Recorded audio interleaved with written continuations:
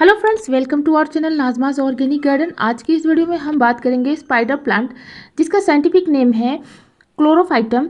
Spider plant बहुत ही common air purifying plant है, पेरेनियल प्लांट है और इस प्लांट को इंडोर भी रखा जा सकता है जहाँ पे इसे ब्राइट सनलाइट मिले और हवा को शुद्ध भी करता है, इसलिए इंडोर में इसे रखना काफ़ी लोग पसंद करते हैं। हालांकि ये सन लिविंग प्लांट है लेकिन बहुत ही खूबसूरत हाउस प्लांट है।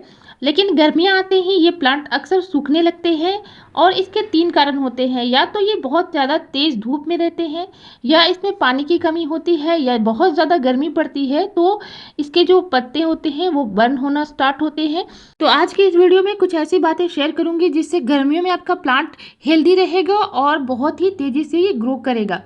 ये देखिए दोस्तों, मेरे जो प्लांट है वो कितने प्रीटी हैंगिंग बास्केट में लग रहे हैं और जिससे बहुत सारे रनर्स स्पाइडर निकले हुए हैं। स्पाइडर मैच्योर होने पर ही इसके रनर्स निकलते हैं और बहुत ही खूबसूरत लगते हैं।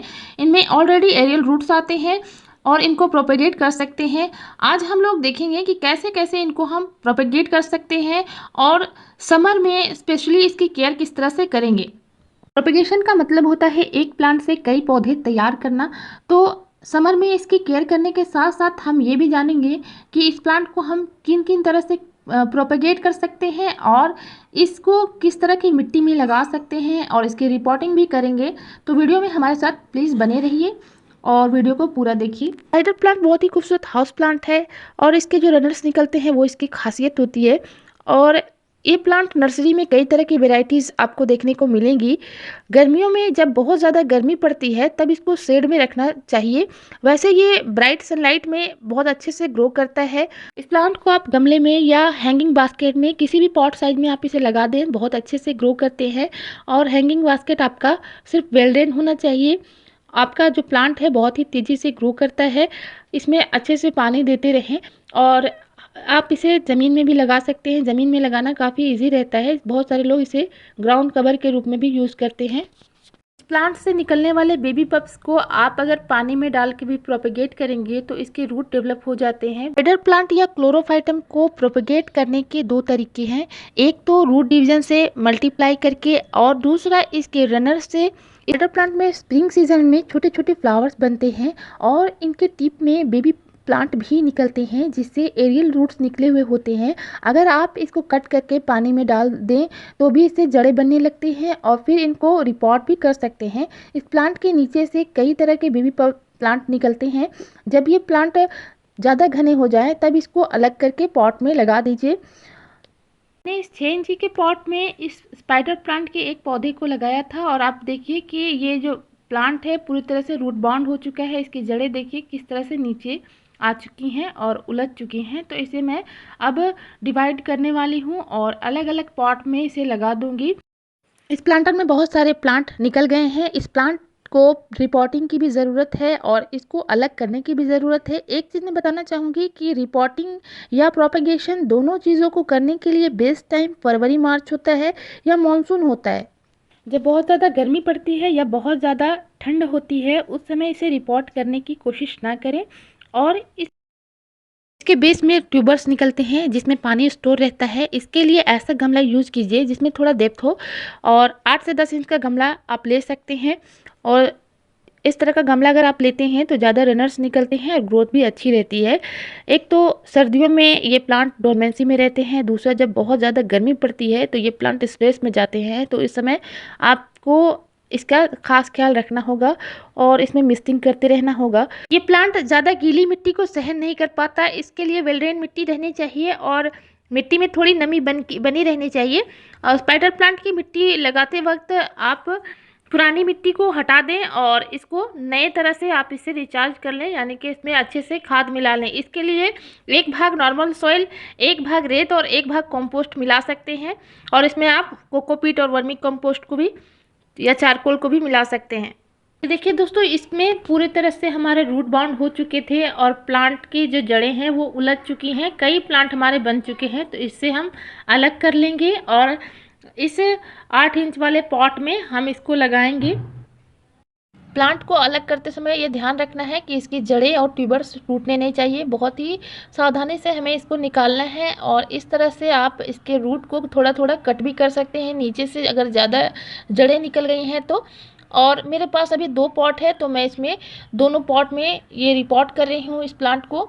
बहुत ही आसानी से ये प्लांट लगते हैं, बस इसकी मिट्टी वेल ड्रेन होनी चाहिए। अच्छी मिट्टी में ये प्लांट बहुत तेज़ी से फैलते हैं और गर्मियों में इस प्लांट को मॉइस्चर चाहिए, तो इसमें मॉइस्चर बना के रखना भी ज़रूरी होता है। उसके बाद देखिए इस तरह से मैंने सभी पॉट में अपने इस प्लांट को लगा लिया है। इस प्लांट को इस तरह से सेंटर में रखने के बाद चारों तरफ से हल्की हल्की मिट्टी डालना है, बिल्कुल इसे दबाना नहीं है, और इस तरह से हमारा प्लांट लगकर तैयार हो जाएगा। उसके बाद आप इसमें वाटरिंग करें और इसको ऐसी जगह पे लगा के रखें जहाँ पे इसे डायरेक्ट सनलाइट ना मिले, बिल्कुल छाया वाली जगह में लगा दें कुछ दिनों के लिए, और उसके बाद थोड़ी धूप दिखा सकते हैं। गर्मियों में इस प्लांट पे कुछ खास केयर करने की ज़रूरत होती है। जब क्लाइमेट बहुत ज़्यादा ड्राई रहता है तो ये प्लांट स्ट्रेस में चला जाता है, और जब इस प्लांट में बहुत ज़्यादा खाद या पानी मिलने लगता है तो भी ये प्लांट स्ट्रेस में जाने लगता है, प्लांट थोड़ा ख़राब होना शुरू होता है। और तीसरा, ये डायरेक्ट सनलाइट से ख़राब होता है। बहुत ज़्यादा सीधी धूप इसके पत्तियों पर पड़ने से इसकी जो ऊपरी टिप है वो ब्राउन होने लगती है, और इस प्लांट के ब्राउन होने का मतलब है इसमें पानी की ज़रूरत है, तो इसमें आप उस टाइम पानी ज़रूर दे दें। पानी आप इस तरह से दें कि गमले की मिट्टी जब पूरी सूखी हुई दिखे तब इसमें अच्छे से पानी देना है, गमले के नीचे तक पानी जाना चाहिए।